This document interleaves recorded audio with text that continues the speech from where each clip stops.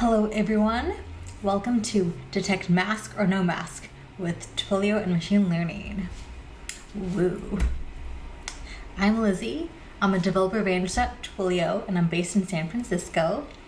I studied computer science at Bryn Mawr College, and though I mainly write JavaScript and Python, I have been seen in the past writing some Haskell and Swift, but it's been a while.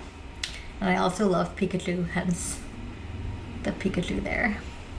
So, as the number of positive COVID-19 cases rise everywhere, and as we get new variants like Delta and Lambda, I feel like Lambda came up this summer, and then it hasn't really been mentioned much since.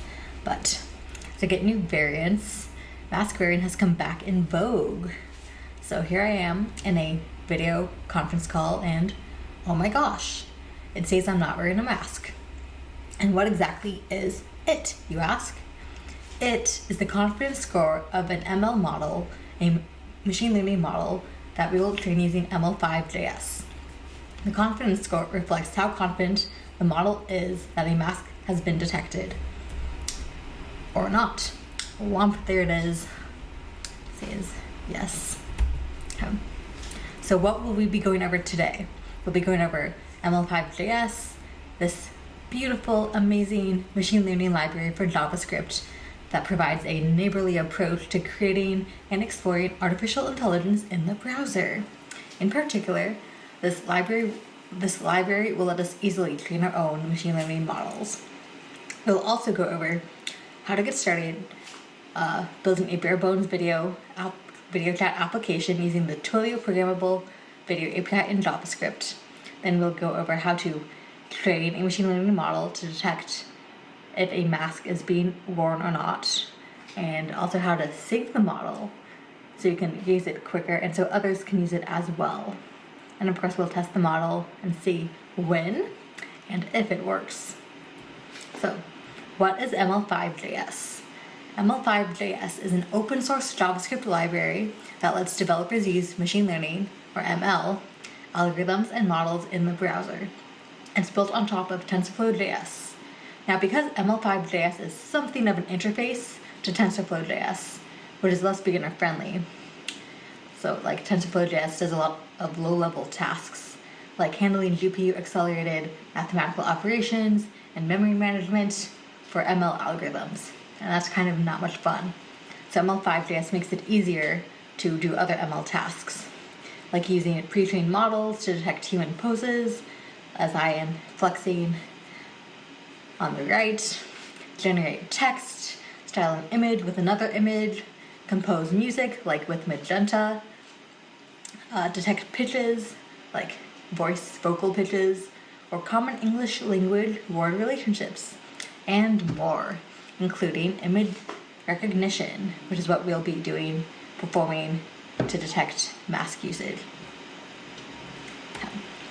So some other creative things you can do with machine learning include image recognition, like detecting this bird in an image, image-to-image translation with conditional adversarial networks, very creative and artsy, and you can also generate your own images, your own doodles. Woo, that's so cute. Okay. So there are many different types of machine learning algorithms used to discover patterns in big data that lead to actionable insights that you can use. At a high level, these different algorithms can be classified into two groups based on the way that they learn about data to make predictions. These two groups are supervised and unsupervised learning. Unsupervised learning uses ML algorithms to analyze and cluster unlabeled keyword there, data sets. These algorithms discover hidden patterns in data without needing human intervention. Hence, they are unsupervised. Unsupervised learning models are used mainly for ML tasks, clustering and association, amongst others. Clustering is a data mining technique to group unlabeled data based on their similarities or differences. This technique is helpful for market segmentation, image compression, and more. Association is another type of unsupervised learning method that uses different rules to find relationships between variables in a given data set. These methods are frequently used for market-based analysis and recommendation engines, sort of like customers who bought this item also bought blank recommendations. Now, most of practical machine learning uses supervised learning, which is an ML approach defined by its use of labeled, keyword labeled data sets. So unsupervised learning does not use those labeled data sets. These data sets are designed to train or supervise algorithms into classifying data or predicting outcomes accurately. Using labeled inputs and outputs, the model can measure its accuracy and learn over time from the trained dataset by iteratively making predictions on the data and adjusting for the correct answer. While supervised learning models tend to be more accurate than unsupervised ones, they do require upfront human intervention to label the data appropriately. For example, a supervised learning model can predict how long your commute will be based on the time of day, based on weather conditions, and so on.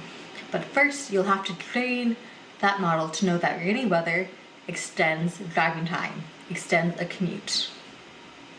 Now, the ML problem of image recognition contains two popular tasks: classification and regression. Both of these algorithms are used for prediction in machine learning and work with labeled data sets. So they are supervised.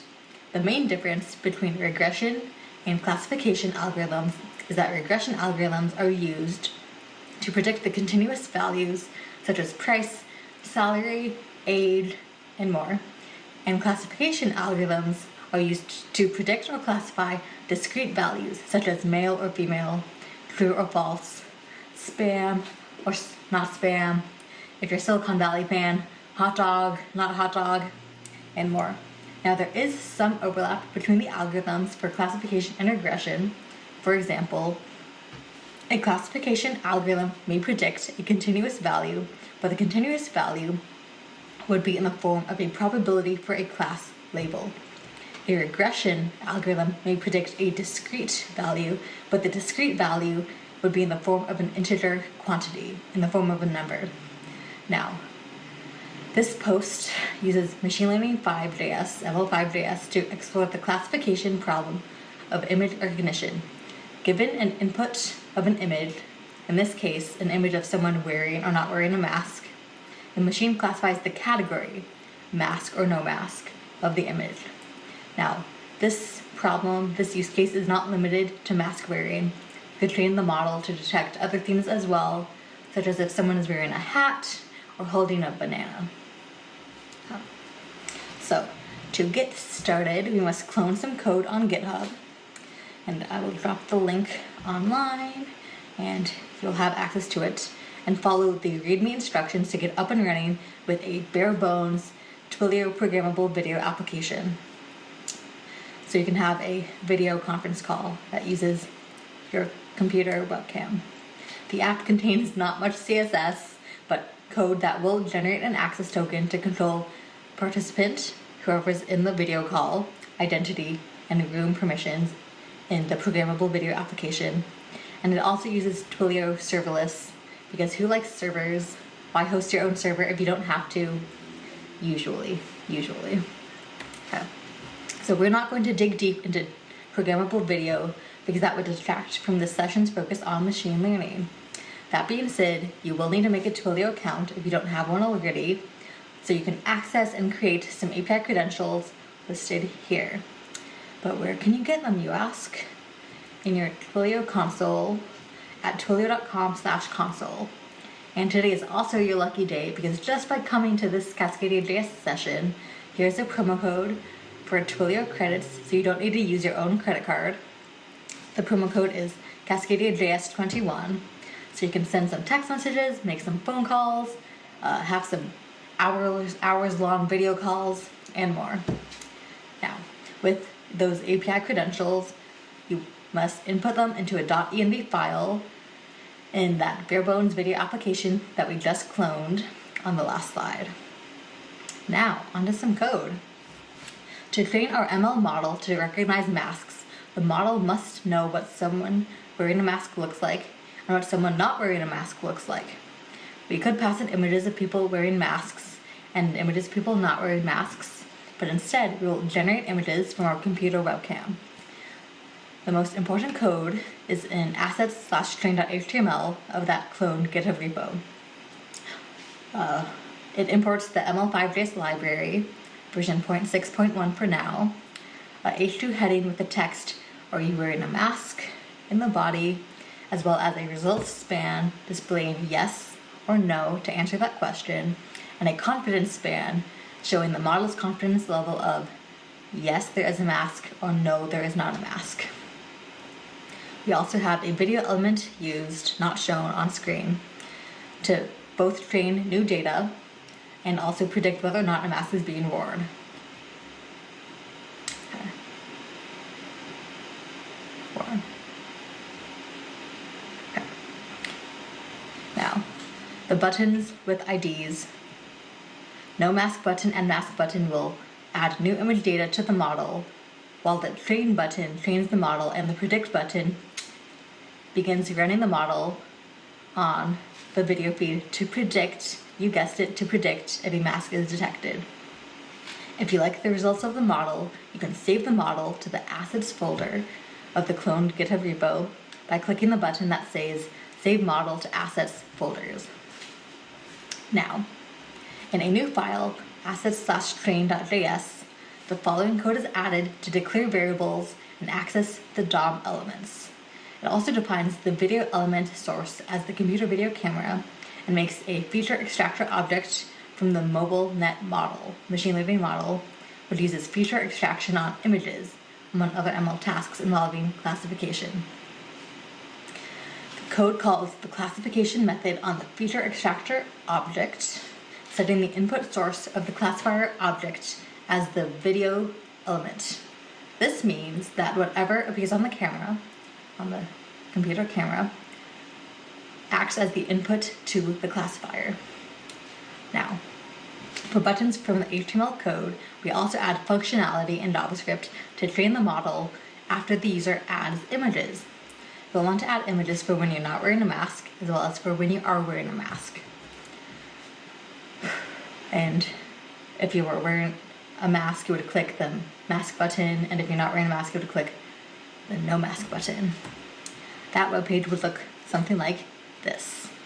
You would want to add over 20 images for both categories, so the model has enough training data to be able to make predictions on its own.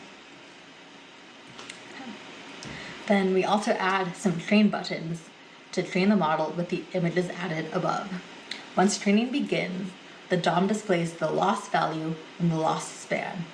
The lower that value is, the greater the accuracy of the model. Eventually, that value does decrease closer and closer to zero, and the training process is finished when the loss value becomes null.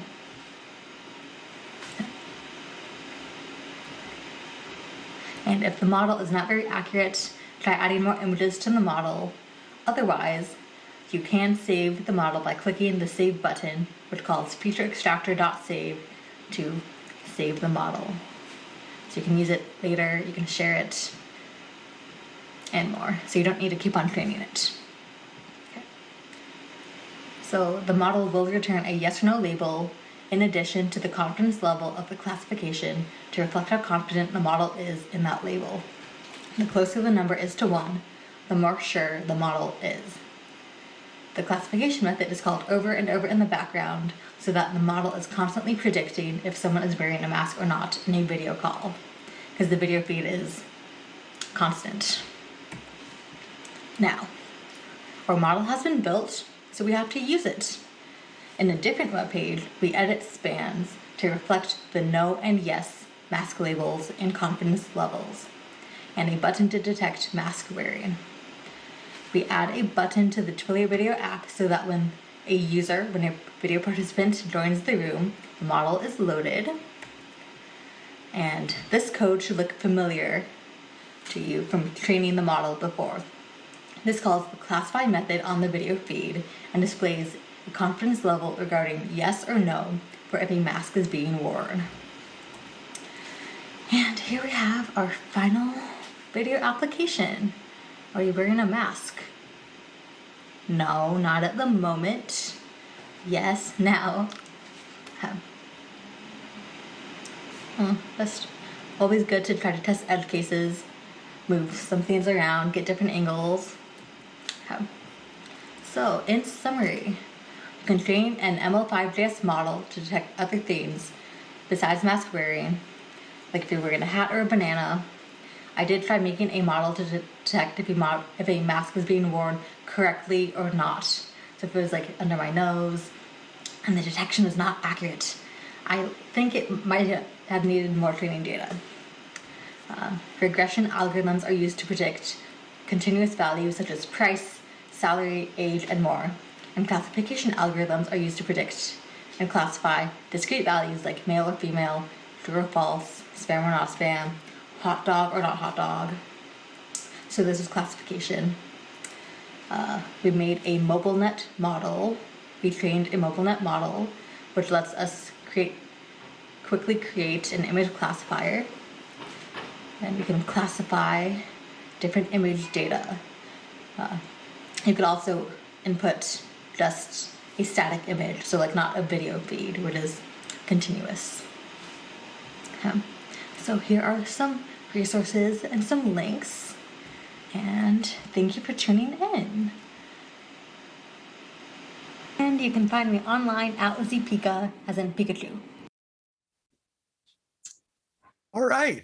Thank you so much, Lizzie. First, what I want to ask is, can you remind us of that Twilio promo code? Yes, good question, Greg. It is CascadiaJS21. CascadiaJS 21. CascadiaJS. CascadiaJS 21. Okay, CascadiaJS 21 gets you a really good deal over at Twilio, so you can try all this stuff out. Now, as a reminder to the audience, I also want to remind you that if I don't ask your question, you should ask it over in the AMA section on our Discord. But here are a few questions. First, why is the number of images for both classes 20 images? What's the significance of that number? That is a good question, Greg. Okay.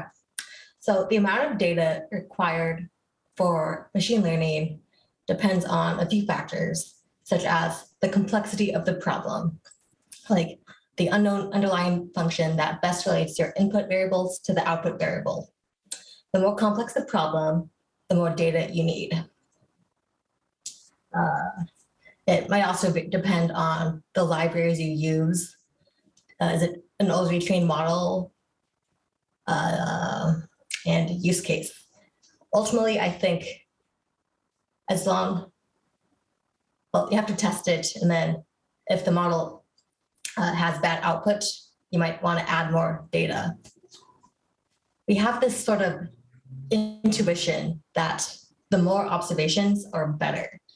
And this is the same intuition behind the idea that if we have more data, if we collect more data, our sample of data will be more representative of the problem domain. And we have seen this in a statistics theorem that supports this intuition that it's called the law of large numbers, I believe. Repeating an experiment multiple times will better approximate the expected or true underlying result. Back to the question, I guess, for me, 20 was what worked. If I did less than 20, the model was not as confident if a mask was shown. Also, it was a demo for the most part. So usually I tell people over 100 samples, but for the purposes of this project, 20 worked. But when in doubt, do more. And 20 was kind of arbitrary, to be honest. When in doubt, do more. I think that's that's a law of computing sometimes. Yeah. All right. So thank you so much, Lizzie. And we're going to head out to the break, but I have a few things I got to say first.